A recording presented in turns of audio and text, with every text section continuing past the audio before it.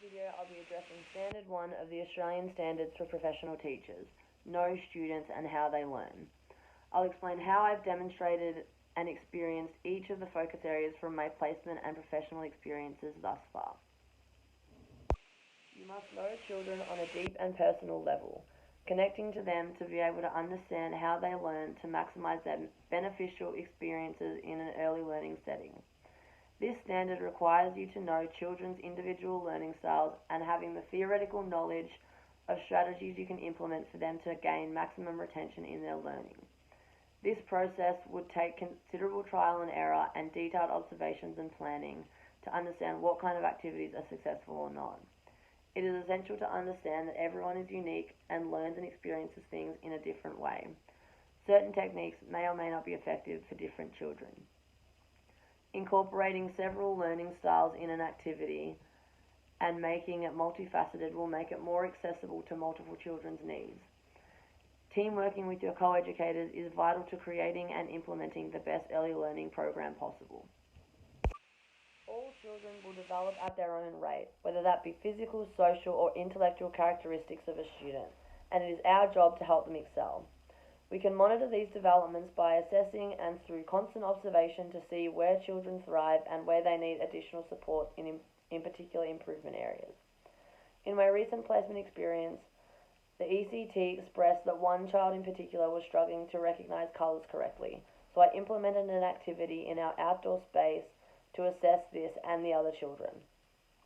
I stuck different coloured A4 sheets of paper along the fence, had all the children line up, and then called out the colours, getting them to run and touch everyone. This allowed me to see which children knew their colours really well and which ones needed improvement. Creating actionable steps and a plan towards achieving goals and meeting milestones is a great way to further children's development. How students learn is constantly evolving, and it is our responsibility as educators to stay up to date to teaching techniques, engage in professional development, and constantly improve our strategies throughout our teaching careers. Observe children so you can understand what is most effective for each of them, whether that's being creative, reading, dramatic play, or physical activity, and then work to include this in your program. It's okay if a particular activity wasn't successful, just alter it, make improvements, and try again. I'm lucky enough to work with a very diverse range of cultural and linguistic backgrounds, such as Indian, Chinese, Thai, Japanese, French, Lebanese, and white Australians. Many of them speak a second language. It is important to be inclusive and supportive of their culture. There is one girl in my room that often speaks to me in Mandarin, and I have to remind her that I can't understand her, and then will get my Chinese co-educator to translate for me. Be sensitive to children of Aboriginal and Torres Strait Islander descent. Be inclusive of our country's rich and important culture. Include Indigenous perspectives in everyday teaching. Introduce other children to Aboriginal histories in a fun and engaging way through play and storytelling. Have an Indigenous corner in the room. An example of this was the display and space I created on my placement through the story of Banjul and Wa.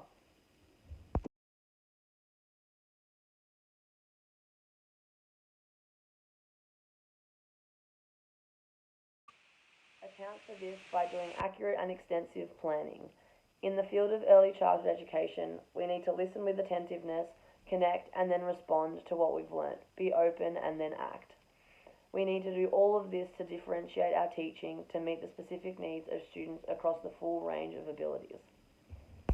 This can be really difficult to achieve in mainstream education. Children with additional needs will typically require more support, potentially in the form of an aid, or at the very least in additional planning, research, and attention from the teacher. Make sure you understand children's conditions and needs. It may not be possible to have a full-time aide. I completed one of my placements at a grammar school, and some students that were transitioning into the primary school were visited in the ELC by additional support workers.